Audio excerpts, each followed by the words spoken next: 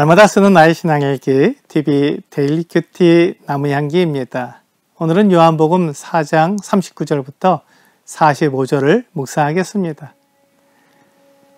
여자의 말이 내가 행한 모든 것을 그가 내게 말하였다 증언하므로 그 동네 중에 많은 사마리아인이 예수를 믿는지라. 사마리아인들이 예수께 와서 자기들과 함께 유하시기를 청하니 거기서 이틀을 유하심에 예수의 말씀으로 말미암아 믿는 자가 더욱 많아 그 여자에게 말하되 이제 우리가 믿는 것은 내 말로 인함이 아니니 이는 우리가 친히 듣고 그가 참으로 세상의 구주신 줄 알미라 하였더라. 이틀이 지나매 예수께서 거기를 떠나 갈릴리로 가시며 친히 증언하시기를 선지자가 고향에서는 높임을 받지 못한다 하시고 갈릴리에 이르심에 갈릴리인들이 그를 영접하니 이는 자기들도 명절에 갔다가 예수께서 명절 중 예루살렘에서 하신 모든 일을 보았음이더라. 사마리아 사람들이 예수님을 만난 것은 이 여자의 증언이 중요했습니다.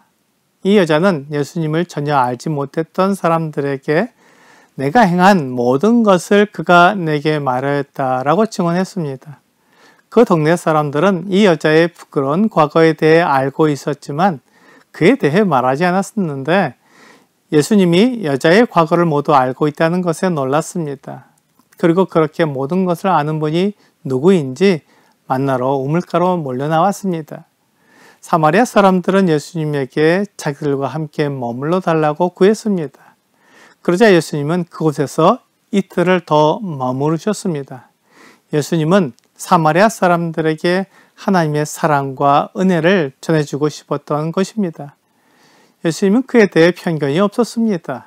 유대인이나 사마리아인들이나 누구든지 예수님이 지으신 피조물이며 예수님은 그들의 창조주이십니다. 그래서 모든 사람들을 차별하지 않고 사랑하실 수 있었습니다.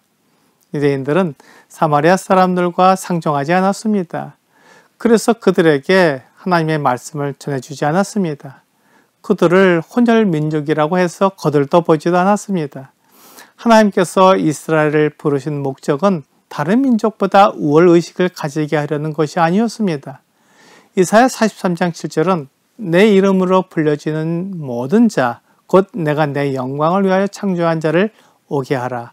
그를 내가 지었고 그를 내가 만들었느니라 라고 말씀하고 있습니다.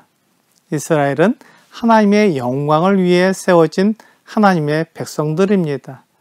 그들은 하나님의 택함을 받은 민족으로서 다른 민족들에게 하나님이 어떤 분인지 하나님이 어떤 계획을 가지고 이 세상을 통치하시는지 알려줄 목적을 가지고 있습니다.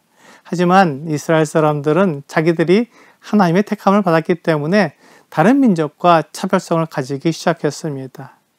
물론 이것이 다 나쁜 것만은 아닙니다. 그렇지만 다른 민족보다 우월하다는 민족주의가 생기면 다른 민족을 폄훼하는 일이 발생하고 하나님의 뜻을 나타내지 못하게 됩니다.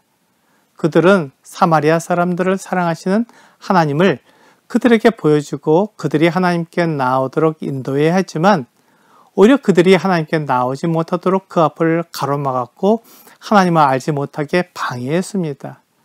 그러나 예수님은 그들에 대해 차별하지 않으셨습니다.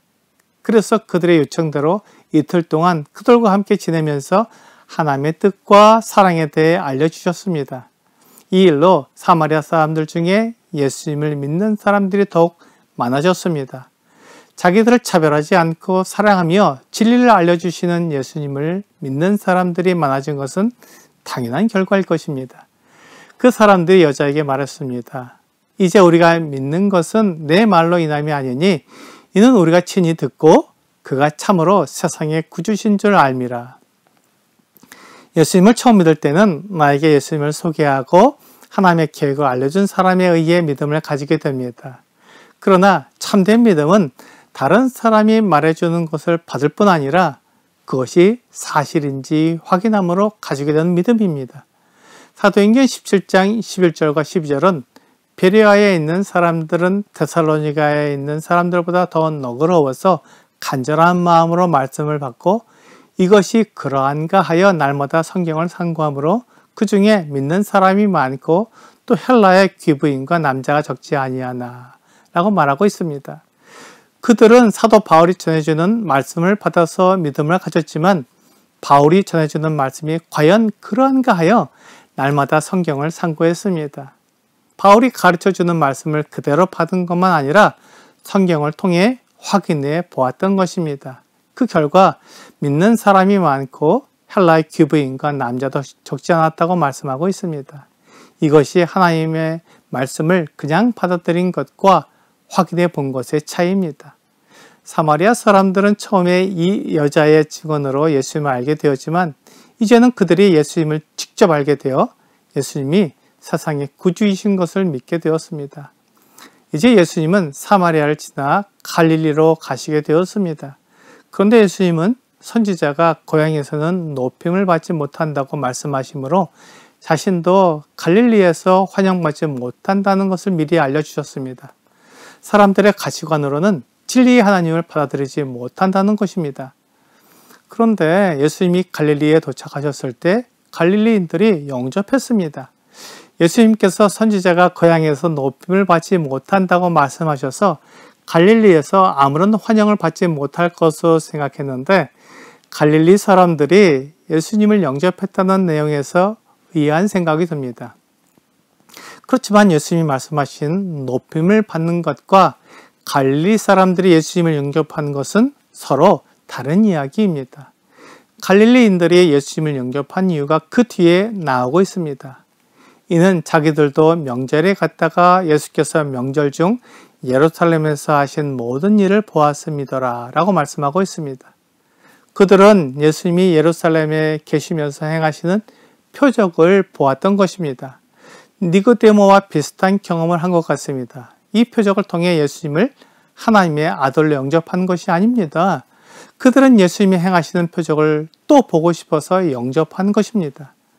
그들은 예수님을 믿고 따르기 위해 예수님을 영접한 것이 아니었고 다만 그들의 호기심을 충족시키기 위해 예수님을 영접한 것입니다.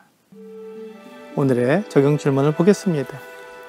당신은 사마리아 여인처럼 담대히 전도하고 있습니까?